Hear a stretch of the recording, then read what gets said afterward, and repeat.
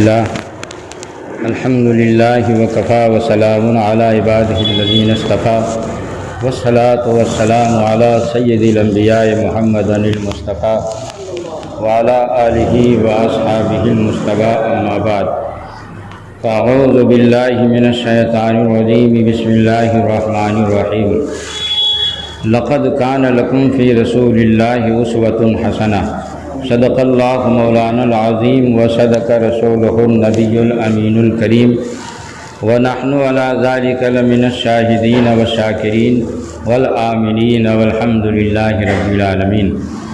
میں نے جس آیت کریمہ کی تلاوت کا شرف حاصل کیا ہے اس سے متعلق کچھ بولنے سے پہلے آئیے ہم اور آپ مل کر انتہائی محبت و عقیدت کے ساتھ اللہ کے محبوب صلی اللہ علیہ وسلم کی بارگاہ بے کس پناہ میں درود شریف کا نذرانہ پیش فرمانے اللہم صلی علی سیدنا مولانا محمد مبارک صلی اللہ وسلم علیہ یا رسول اللہ صلی اللہ علیہ وسلم۔ اللہ رب العزت کا ارشاد گرامی ہے لقد کان لکم فی رسول اللہ اسوۃ حسنہ، اور بے شک تمہارے لیے نبی کی زندگی میں بہترین نمونہ ہے۔ اور دوسری جگہ اللہ تعالیٰ نے فرمایا ما آتاکم الرسول فخذوہ وما نہاکم عنہ فانتہوا، جو رسول دیں اسے لے لو اور جس سے رسول منع کریں اس سے باز رہو۔ تیسری جگہ فرمایا قل ان کنتم تحبون اللہ فاتبعونی، اے محبوب آپ فرما دیں کہ اگر تم لوگ اللہ سے محبت کرتے ہو تو میری پیروی کرو۔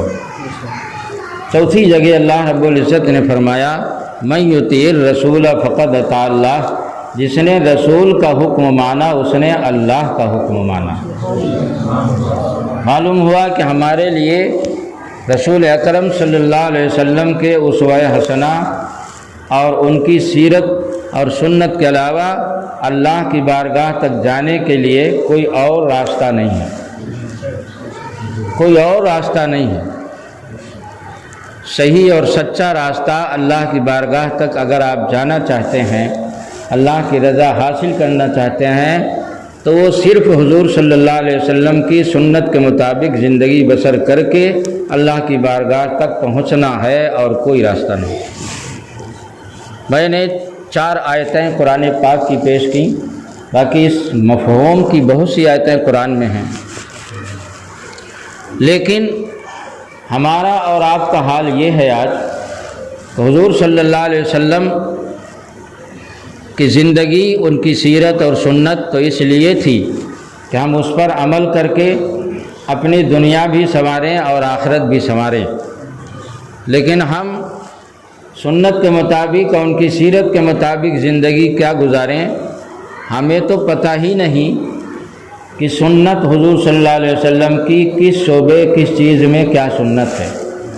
ہم تو دنیا کی دوڑ میں غیروں پر نظر اٹھا کر دیکھیں اور غیروں کے طور طریقے رسم و رواج کو اپنایا، اور عالم یہ ہوا کہ ہمیں آخرت تو ہماری برباد ہو ہی گئی اور دنیا بھی ہمارے ہاتھوں سے چلی جا رہی ہے۔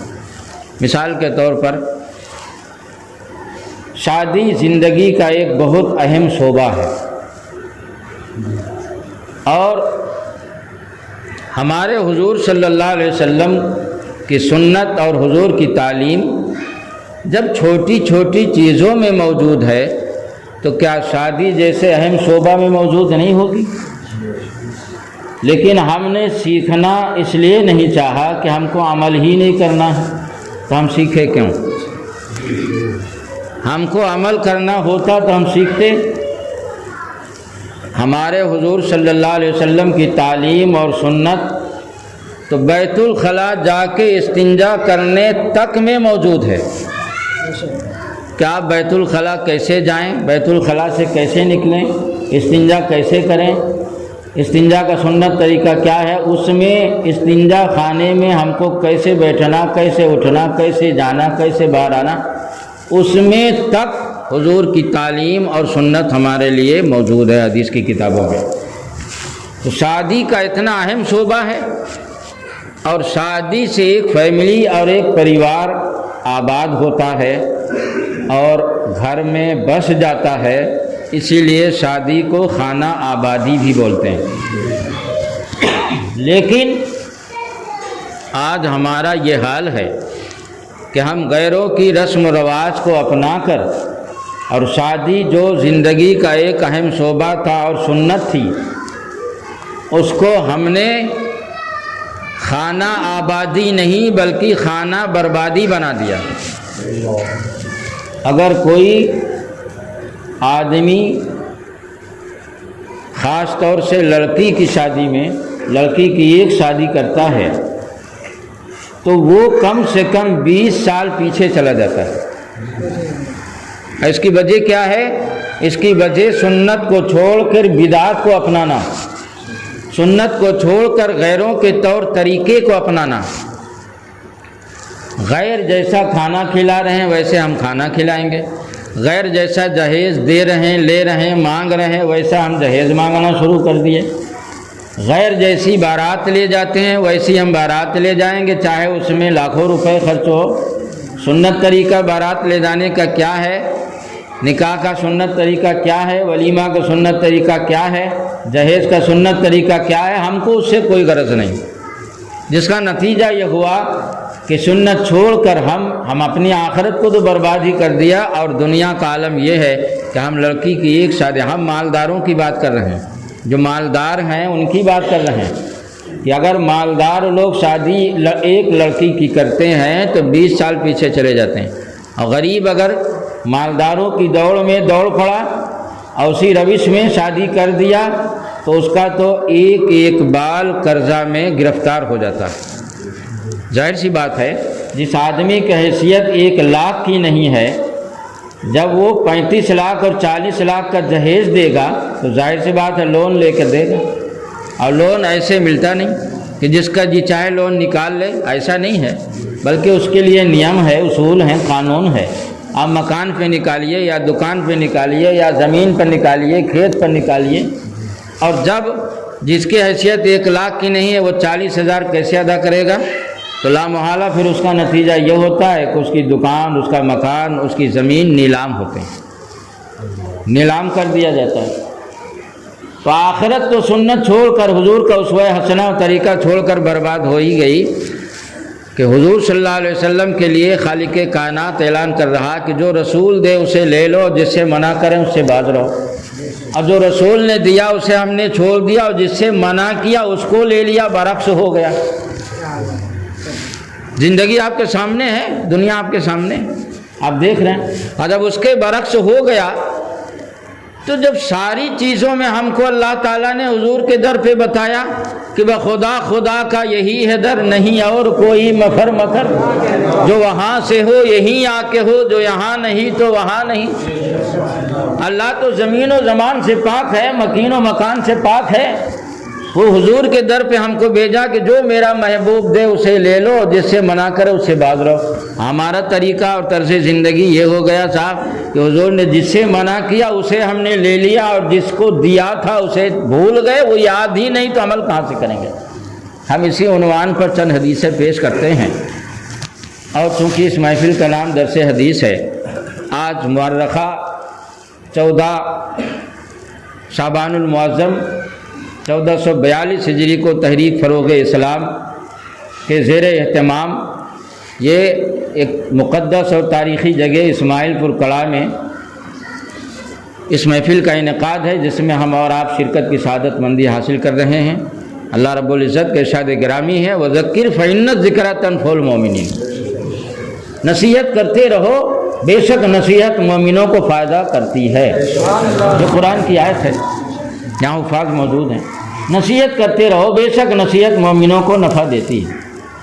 معلوم ہوا کہ کوئی عمل کرے نہ کرے، نصیحت کا دروازہ بند نہیں ہونا چاہیے، نصیحت جاری رہے، آپ اپنا کام کرتے رہیں۔ قرآن کہہ رہا ہے نصیحت کرتے رہیے، اور جب قرآن نے کہہ دیا کہ نصیحت مومنوں کو نفع دیتی ہے تو یہ ہو ہی نہیں سکتا کہ بالکل نفع نہ ہو۔ یہ بات الگ ہے کہ 100 آدمی میں 100 کے 100 ساری حدیث پر عمل کر لے جو بیان کی جائے، یہ نہیں ہم کہتے ہیں 100 میں اگر ایک آدمی بھی عمل کر لیا تو آپ کی محنت سوارت ہو گئی. ہاں بہت بڑی بات ہے. ہمارے حضور صلی اللہ علیہ وسلم نے تو ہم کو شادی، جب ہم جوان ہو جاتے ہیں اور شادی ہماری نہیں ہوتی تب ہمیں کیسے رہنا ہے، وہاں سے لے کر مرنے تک اور مٹی اور دفن تک کا سنت طریقہ اور تعلیم عطا فرما دی.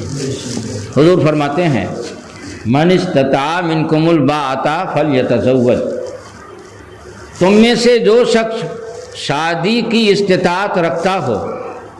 شادی کی استطاعت کا مطلب یہ ہے کہ عورت کا کھانا خرچہ چونکہ شوہر پر لازم ہے، عورت کے لیے رہنے کا مکان دینا، اس کا کھانا دینا، کپڑا دینا، خرچہ دینا، یہ شوہر پہ لازم ہے. اور دوسری چیز جو ہے تو وہ عورت کی نفسانی خواہشات پوری کرنے کی طاقت رکھنا. یہ 2 چیزیں ہیں، ایک کھانا خرچہ وغیرہ اور دوسری عورت کی نفسانی خواہشات پوری کرنا.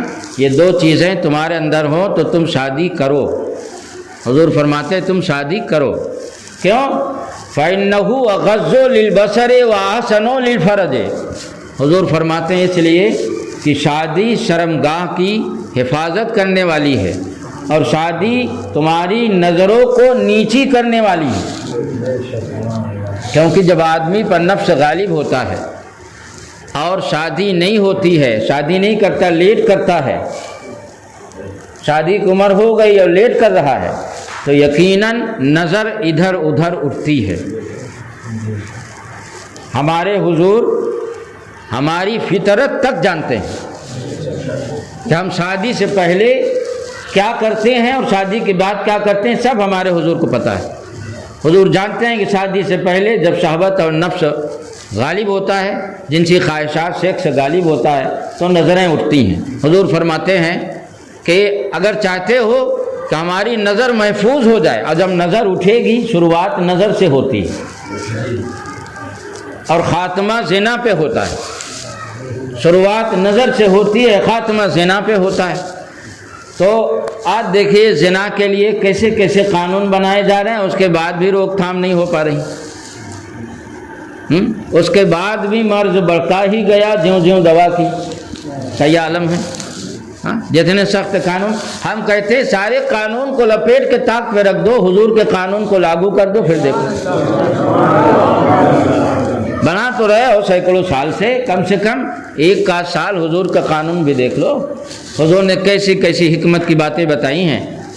حضور نے فرمایا وقت پر شادی کرو. یہ جو جہیز کی لالچ میں 40 سال مالداروں کی تلاش میں گزار دیتے ہو، 35 سال جو مالداروں کی لالچ میں گزار دیتے ہو، اس کا نتیجہ ہے کہ زنا ہوگا. کیسے روک تھام ہوگی؟ سوال یہ ہے کہ بھوک، کھانے والے کو بھوک ابھی لگی ہے اور آپ کھانا 1 سال کے بعد لے کے آ رہے ہیں، مر جائے گا کہ نہیں مرے گا؟ ہر چیز کا ٹائم ہوتا ہے نا. پیاس ابھی لگی اور پانی 1 سال کے بعد آپ لائیں گے، بچے گا؟ اور اس کے بعد صاحب جو ہے تو قانون بنایا جا رہا ہے کہ اگر کسی کا کھانا چھین کر تم نے کھایا تو پھانسی پہ لٹکا دیں گے. وہ انسانی فطرت ہے. 1 سال کے بعد کھانا لاؤ گے تو اپنا پیٹ بھرنے کے لیے کچھ نہ کچھ کرے گا، پانی پینے کے لیے کچھ نہ کچھ کرے گا. آپ قانون جتنا بنا لو. طریقہ یہ ہے کہ جب بھوک لگے تو کھانا کھاؤ، پیاس لگے تو پانی پیو. اسی طرح جنسی سیکس جو ہے، جنسی شہوت کا بھی اس کا اپنا ایک طریقہ، ایک ٹائم ہے. یہ مطلب نہیں ہے کہ غیروں کے طریقے پر عمل کر کے ہم جیسا چاہے جو کریں. ہمارے حضور فرماتے ہیں کہ جو شادی کر سکتا ہے وہ شادی کرے. فَإِنَّهُ أَغَضُّ لِلْبَصَرِ وَأَحْسَنُ لِلْفَرْجِ. کیونکہ شادی کے اندر یہ برکت ہے، شادی کے اندر یہ نعمت ہے کہ شادی کی وجہ سے ہماری نظر اور ہماری شرمگاہ دونوں محفوظ ہو جاتی. اس طرح کی حکمت والی باتیں کسی اور کے در پہ ملیں گی آپ کو؟ ایسی ایسی حکمت اور فطرت کی باتیں جو ہمارے اندر، ہمارے دل اور دماغ میں، اس کا تک ہمارے حضور علاج فرما رہے ہیں. تمہاری نظر کیسے محفوظ ہوگی تمہاری نظر گندگی سے کیسے محفوظ ہوگی؟ تمہاری نظر اگر گندی ہے تو اس کو پاک کرنے کا کیا طریقہ ہے؟ تمہاری شرمگاہ گندی ہو رہی تو اس کو پاک کرنے کا کیا طریقہ؟ ہمارے حضور فرماتے ہیں شادی کر لو۔ اور حضور صلی اللہ علیہ وسلم فرماتے ہیں کہ وَمَن لَّمْ يَسْتَطِعْ فَعَلَيْهِ بِالصَّوْمِ۔ دنیا میں تو بہت سی حکومتیں ہیں، دیکھو نا کیسے کیسے قانون حضور کا میں آپ کو بتا رہا ہوں کہ جو قانون حضور کے در پہ ملے گا وہ کہیں اور نہیں ملے گا۔ مگر یہ ہماری نادانی اور ہماری بھول ہے کہ ہم اپنے حضور جن کا کلمہ پڑھ رہے انہیں کا قانون اور سنت بھول گئے۔ حضور فرماتے ہیں کہ جو شادی نہ کر سکے، یہاں یہ بھی تو سوال پیدا ہو سکتا ہے کہ مان لیجئے کوئی آدمی اتنا غریب ہے کہ وہ عورت کا کھانہ خرچہ نہیں دے سکتا، مکان نہیں دے سکتا اس کو رہنے کے لیے، تو کیسے شادی کرے؟ حالانکہ اس کے اندر شادی کی شہوت اور جوش اور خواہش پائی جاتی ہے، تو وہ کیا کرے؟ وہ انسانی فطرت ہے۔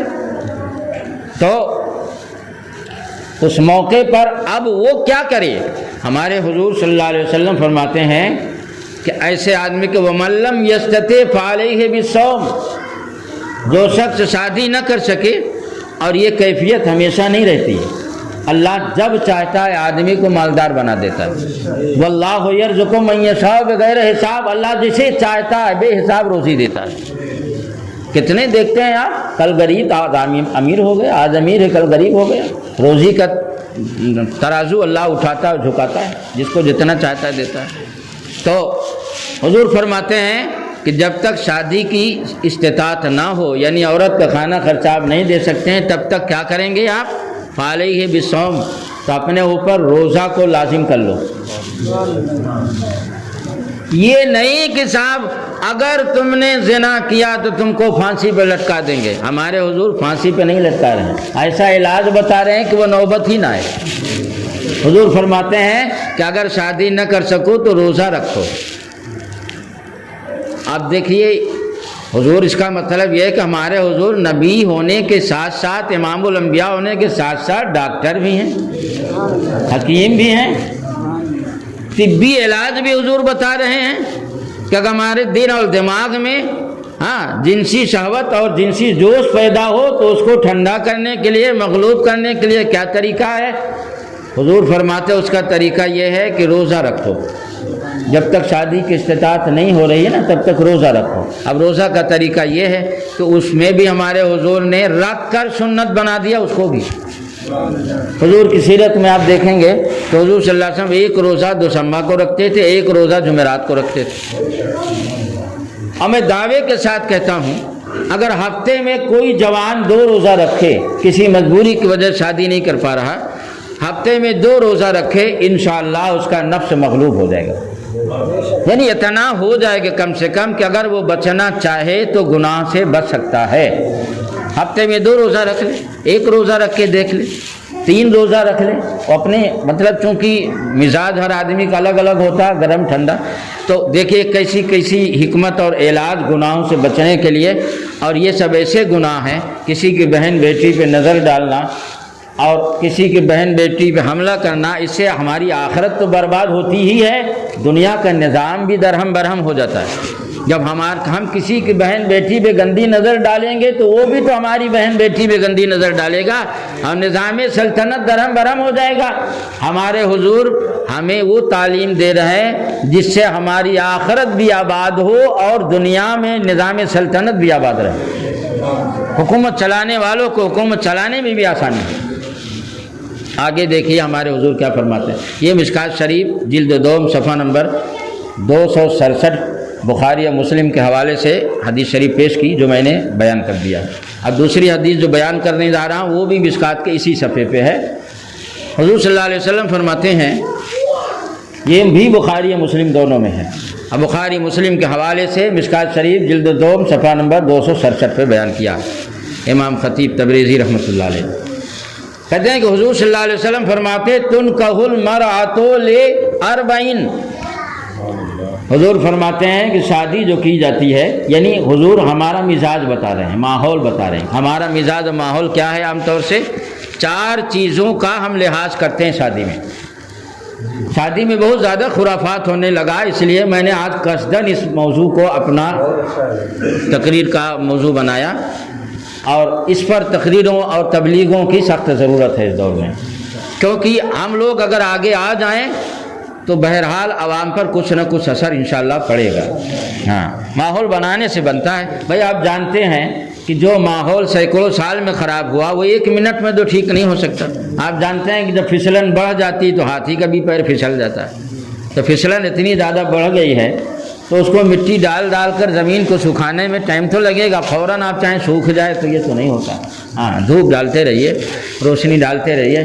تو حضور فرماتے تنکح المرأۃ لاربعین، عورت سے شادی 4 چیزوں کی وجہ سے کی جاتی ہے۔ کیا کیا؟ لمالہا، پہلی چیز ہے مال کی وجہ سے۔ ابھی حضور مسئلہ نہیں بیان فرما رہے، ابھی حضور ہماری فطرت بیان کر رہے ہیں۔ انسان کی فطرت یہ ہے کہ شادی میں سب سے پہلے چاہے لڑکی والے ہوں چاہے لڑکے والے ہوں، نظر اٹھا کے مالداروں کی تلاش کرتے ہیں۔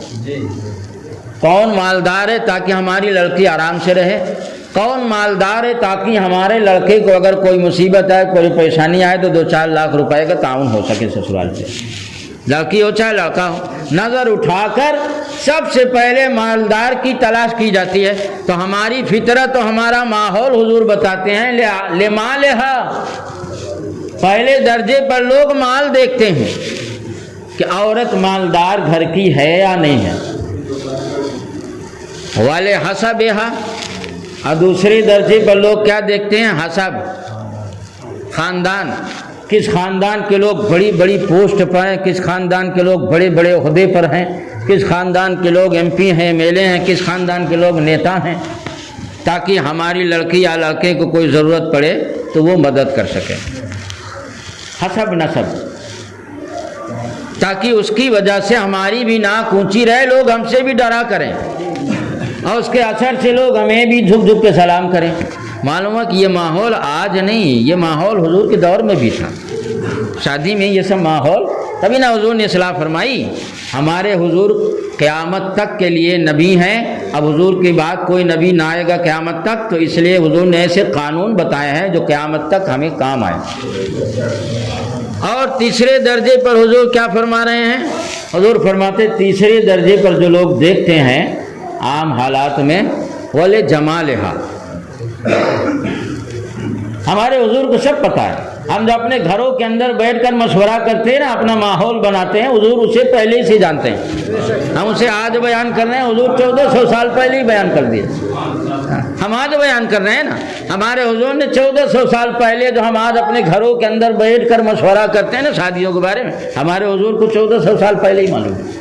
بولے جمالہا، اور تیسرے درجے پر لوگ لڑکی کی خوبصورتی دیکھتے ہیں، لڑکی خوبصورت ہے یا نہیں۔ اور چوتھے درجے پر کیا دیکھتے ہیں لوگ؟ اب چوتھے درجے پر وَلِدِینِہَا، اور چوتھے درجے پر جب نہ مالدار ملے، نہ حسب نسب والا ملے، نہ خوبصورت لڑکی ملے، تو مرتا کیا نہ کرتا، چلو دیندار لڑکی کے ساتھ کر لو۔ مطلب یہ کہ اب جب کوئی نہیں مل رہا تو چلو یہی کم سے کم دیندار تو ہے، قاعدے سے رہے گی گھر میں۔ چوتھے درجے پر یعنی جسے 1 نمبر پہ رکھنا چاہیے، لوگ اسے آخری نمبر پر رکھتے ہیں، آخری نمبر پر اس کو دیتے ہیں۔ مگر حضور نے یہ جو ہمارا ماحول اور ہماری فطرت بیان کیا، لیکن مسئلہ اس میں کیا ہے؟ مسئلہ حضور اب بیان کر رہے ہیں۔ حضور فرماتے ہیں فَاظْفُرْ بِذَاتِ الدِّین، مگر دیندار کو اختیار کرنا، دیندار لڑکی، دیندار عورت کو۔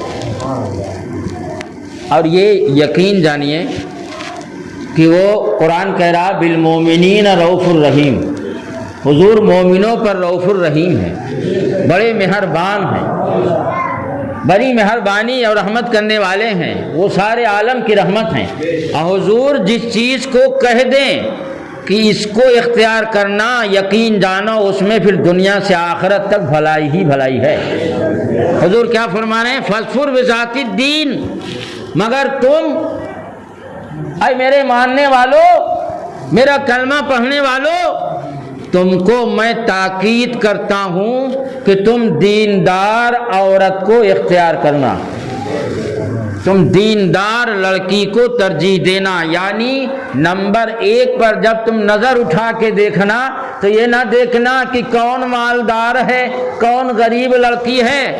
آج غریب کی لڑکیاں جب جان جاتی ہیں کہ ہمارے باپ کے پاس 35 لاکھ اور 25 لاکھ کا جہیز نہیں ہے اور ہماری عمر شادی کی نکل جائے گی تو وہ مجبوراً کسی لڑکے کے ساتھ فرار ہو جاتی ہے۔ اس کے ذمہ دار ہم اور آپ ہیں، کوئی اور نہیں ہے۔ جو ہم نے غیروں کا طریقہ سیکھ کر اور 40 لاکھ 50 لاکھ کا جو جہیز دے رہے ہیں، جب لڑکی اپنے باپ کو دیکھ رہی ہے تو ہمارے باپ کی 1 لاکھ کی حیثیت نہیں، 50,000 کی حیثیت نہیں، وہ 40 لاکھ کا جہیز کہاں پائے گا؟ ہمارے ہاں کوئی رشتہ اسی لیے نہیں آ رہا کہ ہمارا باپ غریب ہے، تو اس کی لڑکی پھر وہ بدکاری کا دروازہ کھول کر اب کسی لڑکے سے معاشقہ کر کے بھاگ جاتی ہے، جس کے ذمہ دار اس کے ماں اور باپ اکیلے نہیں ہیں، اس کے ذمہ دار ہم اور آپ بھی ہیں۔ ہم نے ایسا ماحول بنا دیا کہ غریبوں کے گھروں میں رشتہ آ ہی نہیں رہا۔ ہمارے حضور نے کیا فرمایا؟ فاصفر بذات الدین تربت یداک، تمہارے ہاتھ ہلاک ہو جائیں، تمہارے ہاتھ خاک آلود ہوں، مطلب یہ ہے کہ دیندار لڑکی اگر اختیار نہ کرو گے، مالداری، مولا علی قاری رحمۃ اللہ علیہ مرقات عربی زبان میں یہ شرح ہے مشکات شریف کی، اس میں لمالحہ کی شرح میں فرماتے ہیں کہ جو آدمی مالداری دیکھ کر لڑکی کو ترجیح دیتا ہے، رشتے کو ترجیح دیتا ہے، وہ زندگی بھر محتاج رہے گا، زندگی بھر محتاج رہے گا۔ مطلب یہ ہے کہ پیسہ اگر اس کے ہو بھی گیا تو دل اس کا محتاج رہے گا، دل کو سکون نہیں ملے گا، کبھی اس کی طبیعت خراب، کبھی اس کی طبیعت خراب، کبھی یہ پریشان، کبھی وہ پریشان، کبھی یہ مصیبت، کبھی وہ مصیبت، دل کو سکون نہیں رہے گا، کیونکہ اس نے حضور کی سنت کو ترجیح نہیں دیا۔ حضور نے فرمایا تھا نا کہ اگر تم دیندار لڑکی کو اختیار نہیں کرو گے تمہارے ہاتھ خاک آلود ہو جائیں گے، دیندار لڑکی کو اختیار کرو۔ یہاں پر میں روک کر جی چاہتا ہے کہ ایک چھوٹا سا واقعہ بیان کر دوں تاکہ فاصفر بذات الدین خوب اچھی طرح واضح روشن ہو جائے۔ دیندار لڑکی کو اختیار کرو، اس میں کیا مصلحت ہے؟ ہمارے نوجوان یہ کہتے ہیں کہ نہیں، ہم اس لڑکی کو اختیار کریں گے جس لڑکی کے ساتھ ساتھ 40 لاکھ کا جہیز ہے اور چرپہا ہے۔ مگر حضور ہمارے کیا کہہ رہے ہیں؟ فاصفر بذات الدین، دیندار لڑکی کو اختیار کرو، تربت یداک، تمہارے ہاتھ خاک آلود ہو جائیں۔ یہ عربی زبان کا ایک تکیہ کلام ہے، مطلب جب کوئی چیز تاکید کے ساتھ بیان کرنا ہو تو اس طرح کے جملے بولتے ہیں، ہاں یار ایسا کام کرو نہیں تو برباد ہو جاؤ گے، جیسے اردو زبان بولتے ہیں نا یہ کر لینا ورنہ تم سمجھنا، پھر اسی طرح عربی محاورے میں بولتے ہیں کہ دیندار کو اختیار کرو تمہارے ہاتھ خاک آلود ہو، مطلب کہ دیندار لڑکی کو اختیار نہیں کرنا کرو گے نا تو تم سمجھنا۔ یہ کون کہہ رہا ہے؟ رحمت عالم ہے۔ اب سنو، دیندار لڑکی اختیار کرنے میں کیا مصلحت ہے؟ یقین جانو اگر لڑکی دیندار ہے، آپ غریب ہیں، تو اس کے قدم میں اللہ اتنی برکت دے دے گا، گھر میں قدم رکھتے ہی ایسی ایسی نعمت اللہ تعالیٰ آپ کو دے دے گا کہ آپ مالا مال ہو جائیں گے اور عزت سے آپ کی ناک اور سر اونچا ہو جائے گا۔ میں یہاں پر ایک واقعہ بیان کرتا ہوں، خواجہ قطب الدین بختیار کاکی رحمۃ اللہ علیہ، یہ سلطان الہند عطائے رسول خواجگاں خواجہ غریب نواز رحمۃ اللہ علیہ کے اول خلیفہ اور صاحب کرامت ولی۔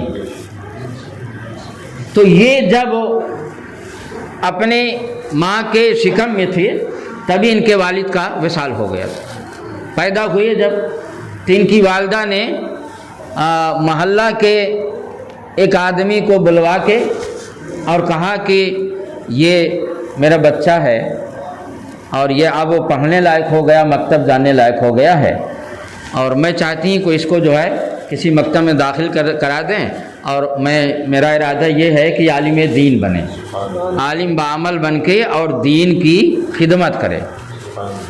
تو انہوں نے کہا اچھی بات ہے، آپ جہاں کہیں میں داخلہ کرا دوں۔ تو اس وقت قاضی حمید الدین ناگوری رحمۃ اللہ علیہ ایک بڑے زبردست ولی عالم دین، اور ان کا اپنا مدرسہ تھا، اور بڑی زبردست اور شاندار پڑھائی علم دین کی تعلیم دیتے تھے، اور دور دراز سے بچے وہاں آ کے اور علم دین حاصل کرتے تھے۔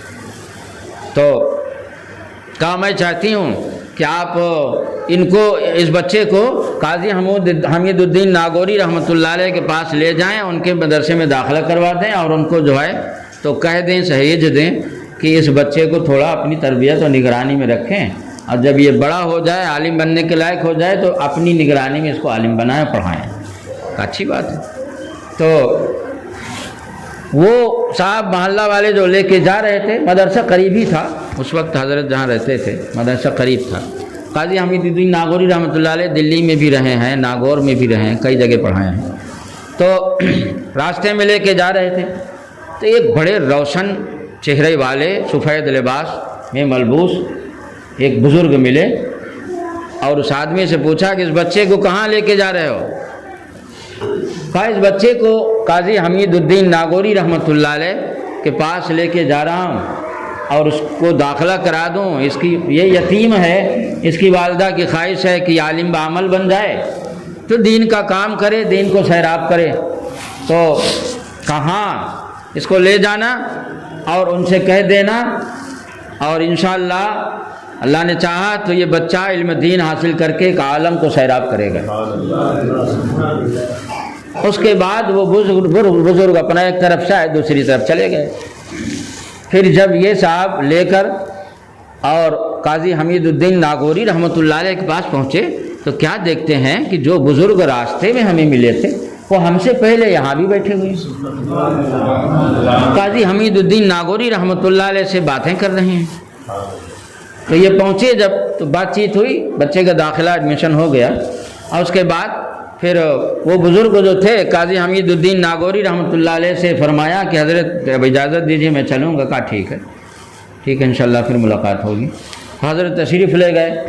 تو جب وہ چلے گئے تو یہ جو خواجہ قطب الدین بختیار کاکی رحمۃ اللہ داخلہ دلانے کے لیے جو محلہ کے گئے تھے، تو انہوں نے قاضی حمید الدین ناگوری رحمۃ اللہ علیہ سے پوچھا کہ حضرت یہ بتائیں کہ یہ جو بزرگ ابھی بیٹھے تھے راستے میں ملے تھے، مگر ہمارے دماغ میں بات نہ رہی، ہم ان کو نام پتہ وغیرہ نہیں پوچھ سکے، یہ بس یہ کہے کہ اس پر تھوڑا نظر رکھیے گا، محلہ کے ہیں، والد نہیں ہیں، یتیم ہیں، تو آپ محلہ میں تھوڑا خیال رکھیے گا، مدرسہ آتے جاتے رہنا، اور نگرانی میں اس کو علم الدین حاصل کرانا، عالم بن کے اس سے ایک عالم سیراب کرے گا۔ وہ چلے گئے، ہم کو خیال ہی نہیں آیا کہ ہم کا نام پتہ، ہم جانے کون ہیں یہ۔ تو قاضی حمید الدین ناگوری رحمۃ اللہ نے فرمایا کہ یہ حضرت خضر علیہ السلام، یہ حضرت خضر علیہ السلام۔ اب یہ سب برکتیں کیسے مل رہی ہیں وہ بھی ابھی میں بتاتا ہوں۔ حدیث شریف کی شرح شروع ہوئی ہے نا، تو حدیث شریف کی شرح میں انشاءاللہ بتاتا ہوں۔ تو کہا حضرت یہ آپ کے پاس آ کے کیا کہہ رہے تھے؟ اور کہا آپ سے راستے میں کیا کہے تھے؟ کہا ہم سے کہے تھے کہ یہ قاضی صاحب کے پاس لے جانا اور انہی کے پاس اس کو داخلہ کرانا، جب یہ مکتب وغیرہ سے فارغ ہو جائے اور عالم بننے کے لائق ہو جائے تو قاضی صاحب سے کہنا کہ خود اپنی نگرانی میں خاص توجہ کے ساتھ عالم بنائیں، اور اس سے ایک عالم سیراب ہونے والا۔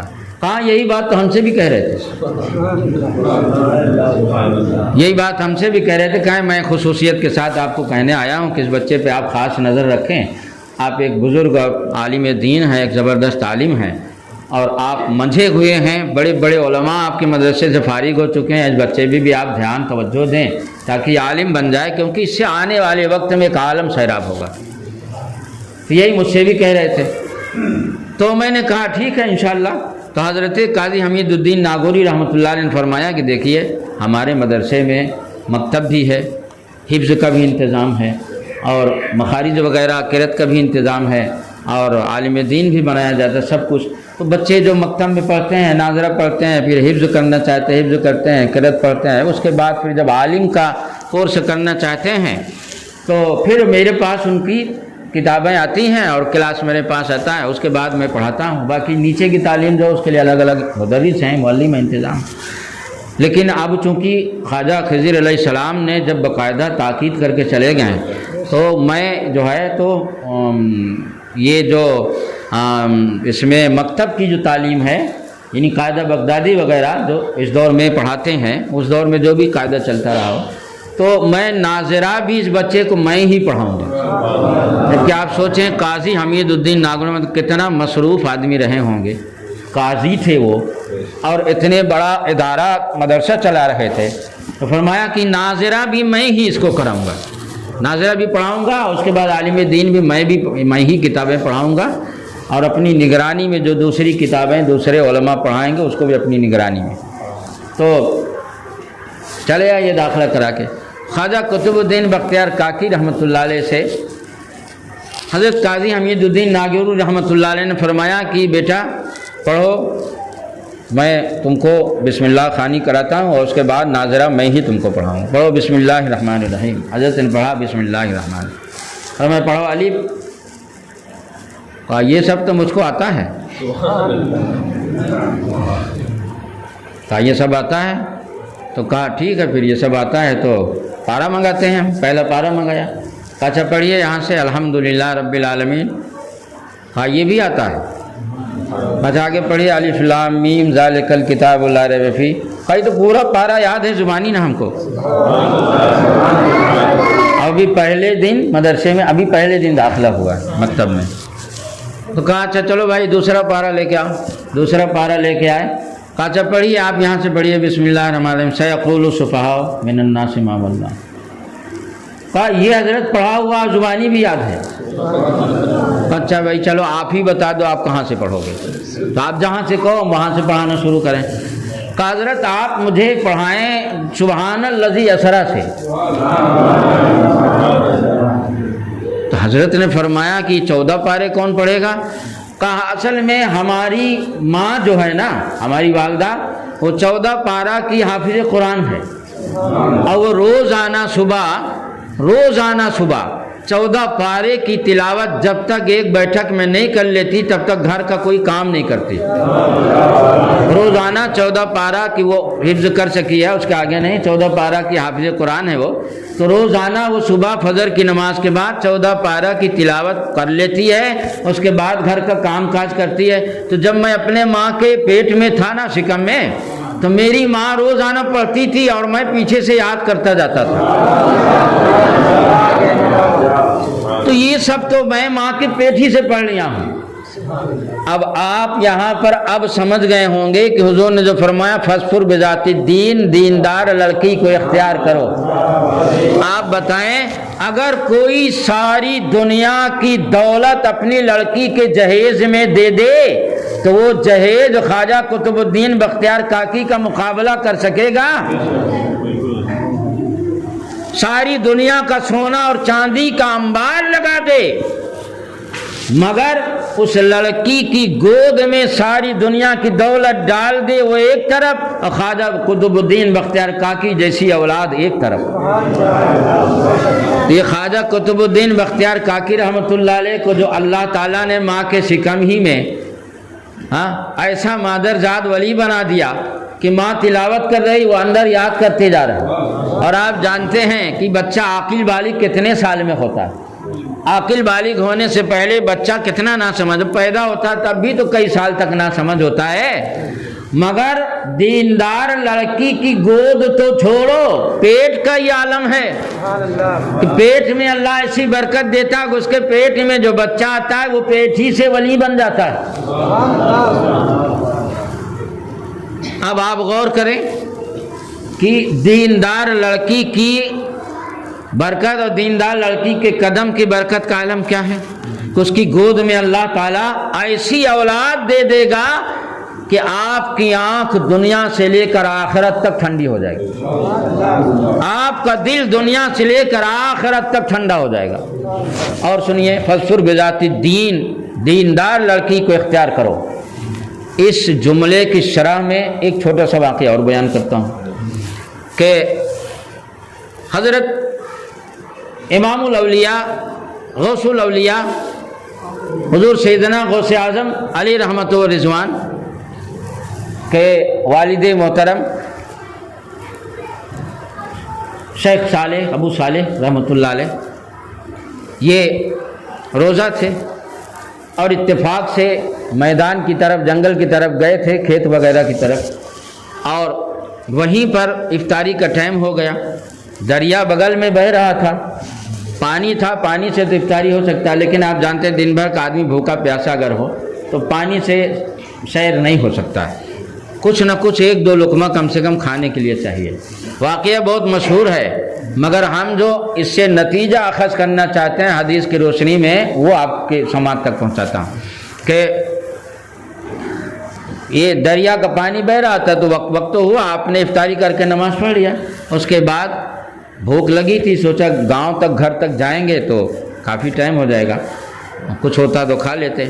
اتفاق سے ایک سیب بہتا ہوا جا رہا تھا، روزہ تھے، بھوک محسوس ہوئی اور سوچا کہ یہ سیب جو بہتا ہوا جا رہا، ظاہر سی بات ہے وہ چیز جس کو مان لیجئے بہت سی چیزیں ایسی ہیں گھر کی آپ کباڑ خانے میں لے جا کے پھینک آتے ہیں، وہ آپ کے کام کی نہیں ہوتی ہے، تو آپ کی طرف سے اس بات کی اجازت ہوتی ہے کہ جس کا جی چاہے اٹھا لے جائے، کیونکہ آپ کے مصرف کی نہیں۔ اب اگر اس کو کوئی اٹھا لے جائے تو اس میں اس کے لیے کوئی گناہ نہیں ہے۔ تو اسی طرح جو باغبان ہوتے ہیں ان کا جو پھل وغیرہ خراب ہو جاتا ہے یا بہہ جاتا ہے پانی وغیرہ میں، سیلاب وغیرہ میں، تو ان کی طرف سے اس کی اجازت ہوتی ہے کہ بھائی جو پائے وہ کھا لے، کیونکہ اب وہ تو ان کی ملکیت وہ اپنی سمجھتے نہیں ہیں، تو اس کو اگر کوئی کھا لے تو شرعاً کوئی ناجائز حرام نہیں ہے۔ لیکن آپ غور کریں، لڑکی اگر متقی پرہیزگار ہو تو اس کے بارے میں ہم نے آپ کو واقعہ بیان کر دیا۔ اب لڑکا اگر متقی پرہیزگار ہو اور لڑکی بھی متقی پرہیزگار ہو تو پھر خواجہ قطب الدین بختیار کاکی پیدا نہیں ہوتے گود میں، پھر غوث اعظم پیدا ہوتے۔ دونوں جب پرہیزگار ہوتے ہیں نا تو پھر غوث اعظم گود میں پیدا ہوتے ہیں۔ اب سنیے، اب ایک لڑکی کے بارے میں واقعہ آپ نے سنا، اب لڑکے کے بارے میں سنیے۔ تو سیب سوچا کہ جا رہا بہ کر، اب تو ملکیت سے نکل گیا، مالک کی طرف سے اجازت بھی ہوتی، بھائی جو پائے اٹھا کھا لو، ایسا ہوتا بھی ہے، بہت سی چیزیں ہوتی ہیں۔ تو اٹھا کے آپ نے اس کو دریا میں دھلا اور صاف کر کے اس کو کھا لیا۔ کھانے کے بعد اچانک دل میں احساس ہوا، فتویٰ نہیں تقویٰ ان کا تھا، احساس دل میں ہوا کہ یار ہم نے سیب کھا لیا اور مالک کی اجازت نہیں لیا، ارے تھوڑی دیر بھوک برداشت کر لیتے، گھر پہنچ کے کھانا کھا لیتے تو کیا ہو جاتا ہے اس میں۔ اگرچہ فتویٰ یہ ہے کہ جائز ہے، مگر تقویٰ تو یہ ہے کہ مالک کی اجازت لے لینا بہتر تو تھا۔ ہم نے اجازت لیے بغیر کھا لیا۔ اب اس کی یہی صورت ہے کہ مالک کو تلاشیں اور مالک کو تلاش کر کے اور اس سے معافی مانگیں، وہ معاف کر دے تاکہ یہ عمل ہمارا تقویٰ کے دائرے میں آ جائے۔ یہ غوث پاک کے والد محترم۔ اب آپ بتائیں کہ افطاری کے بعد آدمی اگر مان لیجیے کھیت میں ہے اور جنگل میں ہے تو گھر کی طرف آتا نا، کھانے کی طبیعت چاہتی، مگر آپ گھر کی طرف نہیں، دریا کنارے باغبان کو تلاش کرنے کے لیے چل دیے۔ تقویٰ دیکھو ذرا، وہ کیسا نوجوان ہوگا، ابھی شادی نہیں ہوئی تھی آپ کی، کیسا نوجوان ہوگا جو تقویٰ کے لیے اس قدر مشقت برداشت کر رہا۔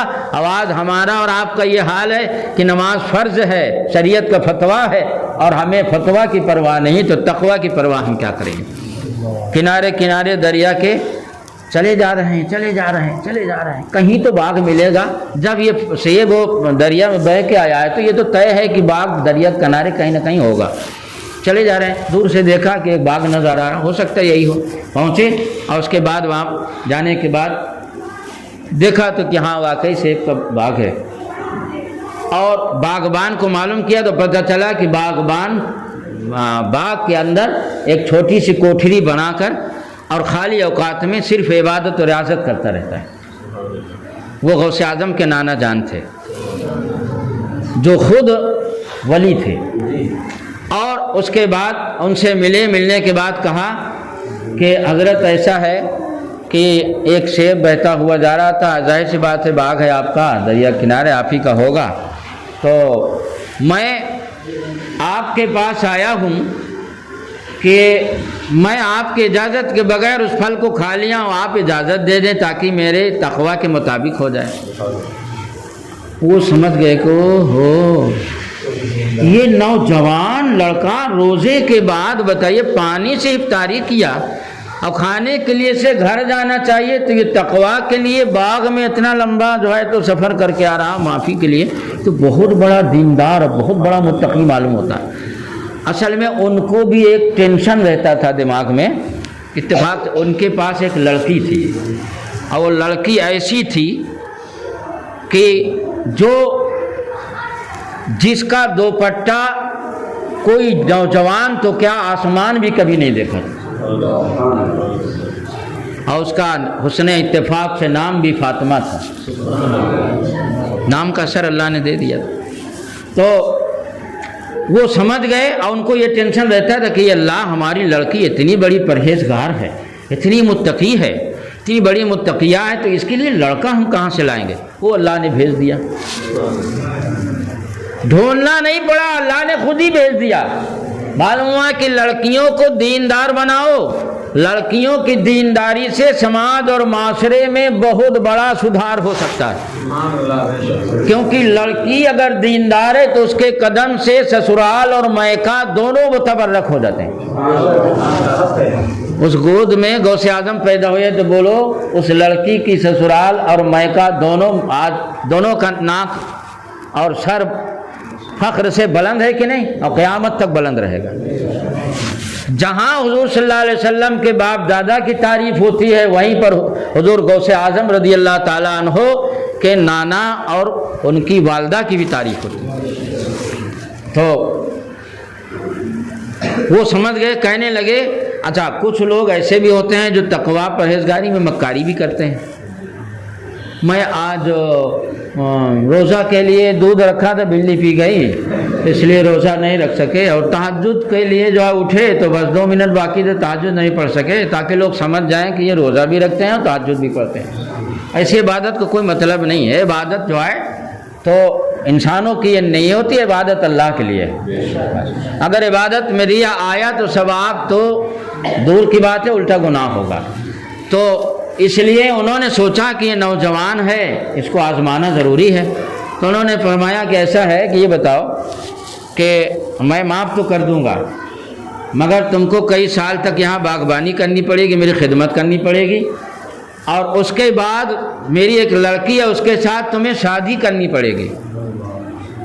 اور لڑکی کے بارے میں بھی سن لو کہ لڑکی ایسی ہے کہ جو آنکھ کی اندھی ہے, منہ کی گونگی ہے, کان کی بہری ہے, ہاتھ کی لنجی ہے, پیر کی لنگڑی, یعنی ہر طرح سے معذور. فتویٰ کے لیے نہیں, تقویٰ کے لیے کون نوجوان ہے تو تیار ہو جائے کہ ہم اس سے شادی کر کے الٹا اسی کی زندگی بھر خدمت کریں؟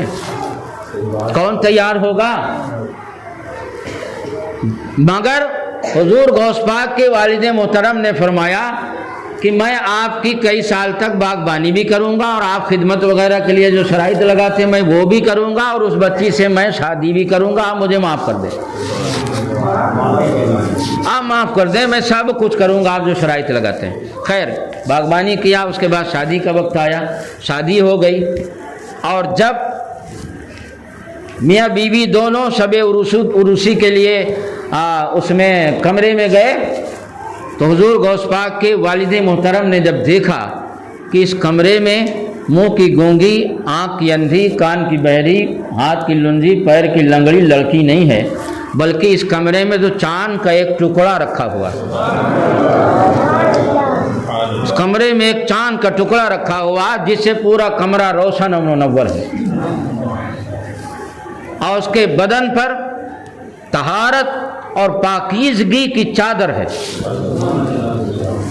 آپ فوراً کمرے سے باہر آ گئے, اور کمرے سے باہر آنے کے بعد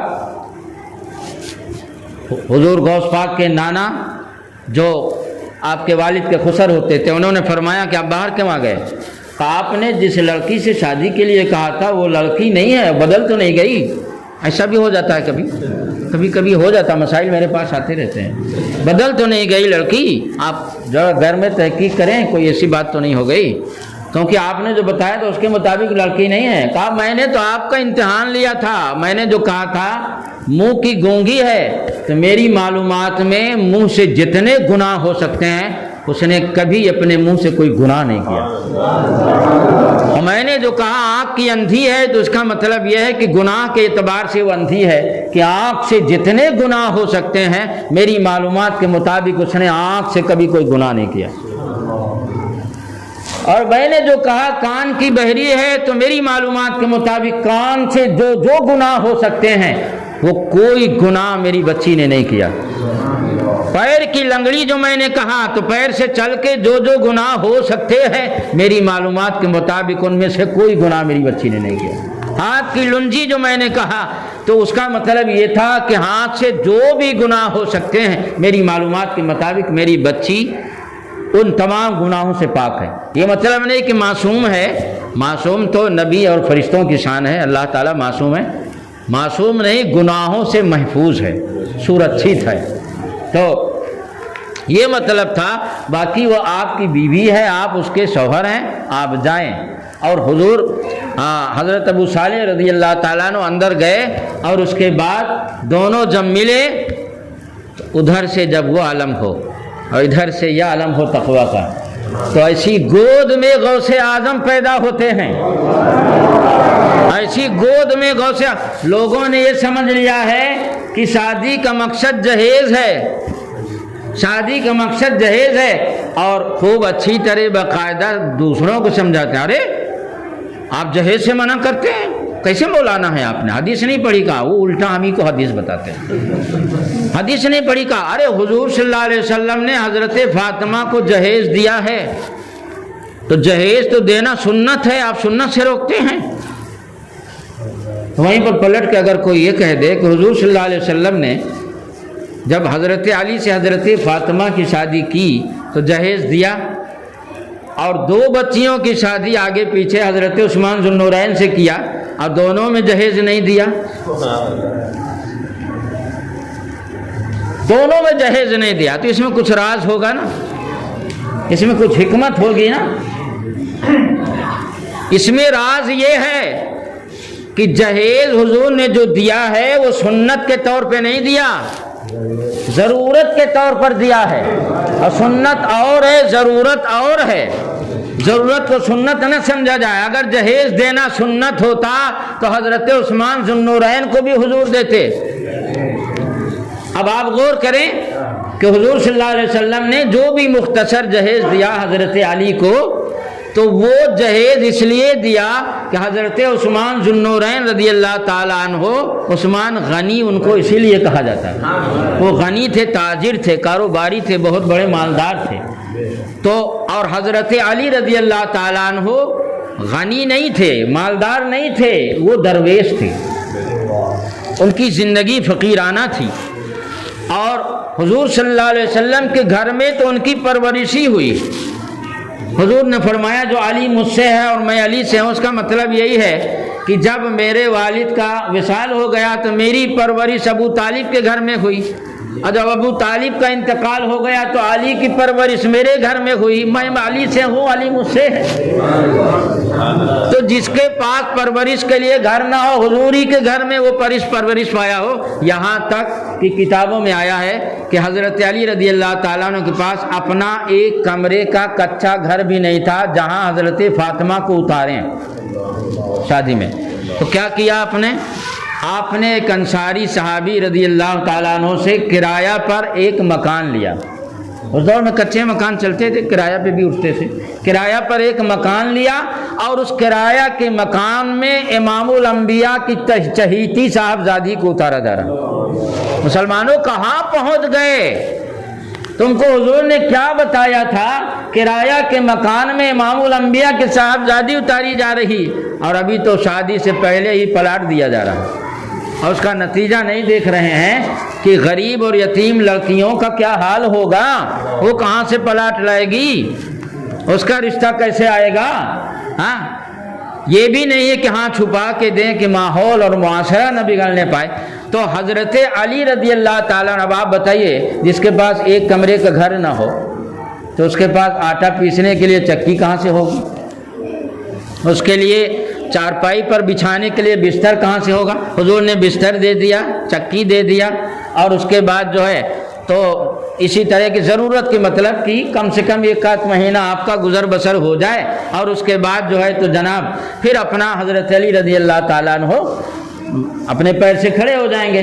حضرت عثمان ذو النورین رضی اللہ تعالیٰ عنہ کی طرف حضور صلی اللہ علیہ وسلم نے 2 صاحبزادی کو منسوب کیا آگے پیچھے، اور دونوں میں حضور نے بالکل جہیز نہیں دیا، بالکل جہیز نہیں دیا۔ معلوم ہوا جہیز ضرورت کا نام ہے۔ اب آج اس دور میں جو جتنا بڑا مالدار ہے اس کو اتنا ہی زیادہ جہیز چاہیے۔ خدا رے یار 4 روپیہ نہیں دو گے میری ناک کٹ جائے گی، کیسی باتیں کرتے ہو؟ ہاں بتائیے، میں کروڑ پتی آدمی ہوں، اب آدمی کہے گا کہ تم غریب کے ہاں شادی کر لیا اور برابر سرابر نہیں تھا، کہا کہ تم کو 4 روپیہ نہیں دیا۔ آج یہ تباہی کا، یہ سب ہم نے غیروں سے سیکھا ہے۔ ہمارے حضور نے یہ سکھایا ہے کہ ضرورت ہو تو ضرورت بھر جہیز دو، اور ضرورت نہ ہو تو اتنا بھی نہ دو۔ ایک داماد کو جہیز دیا جا رہا، دوسرے کو نہیں دیا جا رہا۔ میرے آقا صلی اللہ علیہ وسلم کا یہ عالم ہے۔ حضرت عائشہ صدیقہ رضی اللہ تعالی عنہا روایت کرتی ہیں کہ حضور صلی اللہ علیہ وسلم فرماتے انا اعظم النکاح برکتن ایسرہ مؤونہ، یہ مشکات شریف کہ یہ صفحہ نمبر 268 پہ ہے۔ فرمایا بے شک، اب غور کیجئے، آپ لوگ کہتے ہیں نا کہ جب سے شادی کیا ہوں برکت نہیں ہو رہی، جب سے شادی کیا ہوں برکت نہیں ہو رہی، کچھ نہ کچھ پریشانی آتی رہے۔ آپ جانتے ہیں کیا کہتے ہیں؟ کہتے ہیں گھر خراب ہے۔ مطلب یہ کہ ہم بالکل ٹھیک ٹھاک ہیں، ہمارے اندر ذرہ برابر کوئی کمی نہیں، ہم تو کوہ طور سے ایک دم دودھ کے دھلے ہوئے آ رہے ہیں، ہم ایک دم دودھ کے دھلے معصوم ہیں، جو کچھ خرابی سب گھر ہی کے اندر بھر گئی۔ حضرت آپ ذرا سے پھال کھول کے دیکھتے کہ ہمارے گھر میں کچھ شیطان ویطان تو نہیں۔ ہم نے کہا کہ بھائی شیطان تو حدیث شریف میں ہے کہ جب انسان پیدا ہوتا تو ایک فرشتہ اور ایک شیطان اس کے ساتھ ساتھ ہی پیدا ہوتا ہے، تو شیطان سے تو آپ بچ ہی نہ جائیں، پورا گھر گرا دو گے تب بھی جو ساتھ میں پیدا ہوا ہے نا وہ ساتھ ساتھ رہے گا، پورا گھر گرا دو۔ حدیث میں ہے بھائی، مشکات شریف جلد اول میں بھی ہے، جلد ثانی میں بھی ہے، ہاں دونوں میں ہے یہ حدیث شریف، میں ہر سال مشکات پڑھاتا ہوں، دونوں میں ہے کہ جب آدمی پیدا ہوتا ہے نا تو ایک شیطان اور ایک فرشتہ پیدا ہوتا ہے۔ فرشتے کا کام ہے کہ اچھا وسوسہ ڈالے، شیطان کا کام ہے کہ وہ برا وسوسہ ڈالے۔ اسی کو قرین عربی زبان میں بولتے ہیں، اور اسی کو اردو زبان میں ہمزاد بولتے ہیں، ہمزاد اسی کو کہتے ہیں۔ تو یہ جو ہے آپ پورا گھر گرا دیجئے اور آسمان کے نیچے آ جائیے تب بھی وہ فرشتہ اور شیطان آپ کے ساتھ لگا رہے گا۔ شیطان تو ساتھ ساتھ ہے آپ کے، شیطان سے کہاں نجات؟ ساری خرابی گھر میں کہتے ہیں بالکل آپ جو ہے تو نردوش ہو جائیں گے صاحب، کہ ہمارے اندر تو کوئی کمی نہیں حضرت، میں کسی کا کچھ نہیں بنایا بگاڑا، یا اللہ 4 روپیہ کی مانگ کیے بیٹھے ہیں، کسی کے بگاڑے نہیں، وہ لون لے کر 4 روپیہ دیا مگر بگاڑے نہیں کسی کو، جو کچھ بگاڑا سب گھر نے بگاڑا ہے، ساری خرابی گھر کے اندر۔ پھال کھولیے، پھال کھول کے دکھا دیجیے، اور اس کے بعد پھال کھول کے بتا دو کہ ہاں آپ کے ہاں 250 جن ہیں اور 350 شیطان ہیں، اور اس میں تقریباً 80,000 کا خرچہ ہے، آپ آدھا 40,000 دے دیجئے، اور 40,000 بعد میں دے دیجئے، 40,000 لا کے جمع کر دیں، اس کے بعد باہر نکل کے کہیں گے بہت بڑے عامل ہیں حضرت، ان سے جب سمجھا دیجئے حدیث کی روشنی میں تو کہیں گے ارے یہاں بیکار ہے نا، عامل نہیں ہے، یہ پیسہ نہیں دیا نا عامل نہیں۔ یہ حال ہے ہمارے مسلمان بھائیوں کا، اور یہ جو مکار اور دجال بیٹھے ہوئے ہیں نا دعا تعویذ کی کتابیں لیے، میں بھی دعا تعویذ کرتا ہوں الحمدللہ، فی سبیل اللہ کرتا ہوں، اور میں دعا تعویذ کرتا ہوں، بندش بھی کرتا ہوں، ٹائم ملتا ہے تو بندش بھی گھر میں جا کے کر دیتا ہوں۔ اللہ کا کلام ایسا نہیں ہم کہ اس سے انکار کرتے ہیں فائدہ نہیں، فائدہ ہے، مگر آپ یہ بتائیں کہ ایک آدمی کو بلڈ پریشر ہو گیا ہے، وہ دوا بھی کھا رہا اور دوسری طرف نمک بھی چاٹا چاٹ مچائے، تو دوا کا کوئی مطلب ہے؟ بھئی دوا ہے تو اس کے ساتھ پرہیز بھی ہے نا، ڈاکٹر کہتا ہے بلڈ پریشر کی دوا کھائیں، زیادہ نمک سے پرہیز کریں، نمک مناسب رکھیں، اور وہ تو چاٹا چاٹ مچا ہے صاحب، اور دوا بھی کھا رہا۔ تو اسی طرح تعویذ اگر لیتے ہیں تو اس کے ساتھ پرہیز بھی ہے نا، نماز کی پابندی کریں، روزہ کی پابندی کریں، سنت کے مطابق شادی کریں، سنت کے مطابق استنجا خانہ میں جائیں، سنت کے مطابق وضو کریں، سنت کے مطابق نماز پڑھیں، یہ سب پرہیز ہے نا، یہ پرہیز کرو گے تب نا اللہ کے کلام سے فائدہ ہوگا۔ ہاں ہم 80,000 تم سے مانگ لیں جھوٹ بول کر مکاری کر کے تو کہو کہ بہت بڑے عامل ہیں، اور فری میں فی سبیل اللہ اللہ کی رضا کے لیے آپ کو ہم ٹھیک کر دیں تو ہم کچھ بھی نہیں، یہ زمانہ آ گیا۔ خیر تو یہ عالم ہے، تو کہنا یہ ہے مسلمانوں کہ جہیز کی مانگ، شامی شریف جیسی معتبر کتاب میں لکھا کہ جو جہیز مانگ کر لیتا ہے تو یہ رشوت ہے، رشوت ہے۔ جہیز کا حکم رشوت کا ہے. اور حضور صلی اللہ علیہ وسلم فرماتے ہیں الراشی والمرتشی کلاہما فی النار، رشوت دینے والا اور لینے والا دونوں جہنمی. مگر شریعت کا مسئلہ یہ ہے کہ اگر دینے میں آدمی کے ساتھ مجبوری ہو، اب لڑکی کی شادی نہیں ہو رہی تو مجبور ہے، وہ گناہ سے بچ جائے گا. لیکن لینے والے کے ساتھ تو کوئی مجبوری نہیں، وہ تو اپنے دوستوں میں ناک اونچی کرنے کے لیے لے رہا. جو جہیز مانگ کر لے رہا ہے اس کا جہنمی ہونا رحمت عالم نے دنیا ہی میں طے کر دیا. ہاں یہ یاد رکھنا. ایسا کا وقت ہو رہا، اس لیے اللہ رب العزت سے دعا ہے کہ اللہ تعالیٰ اس ذکر خیر کی محفل کو قبول فرمائے اور اس کے صدقے ہم لوگوں کو سنت کے مطابق زندگی بسر کرنے کی توفیق عطا فرمائے. تحریک فروغ اسلام کی شاخ کوشمبی میں قائم ہو گئی ہے. انشاءاللہ اس طرح کے درس حدیث کے پروگرام ہوتے رہیں گے اور میں آپ حضرات کی خدمت میں حاضر ہوتا رہوں گا. میری آپ کی ملاقات ہوتی رہے گی اور وقت کے اعتبار سے انشاءاللہ ہم حضور صلی اللہ علیہ وسلم کی اسی طرح پیاری پیاری حدیثیں آپ کی سماعت تک پہنچاتے رہیں گے. اور آپ حضرات تحریک سے جڑیں اور اس تحریک کو زیادہ سے زیادہ آگے بڑھائیں تاکہ ہمارے اندر جو کمیاں ہیں خامیاں ہیں وہ حضور کی سنت کے صدقے دور ہوں. کھڑے ہو جائیں. صلاۃ والسلام تو نذرانہ پیش فرمائیں. جو لوگ تحریک سے جڑنا چاہتے ہیں وہ اپنا دو مصرع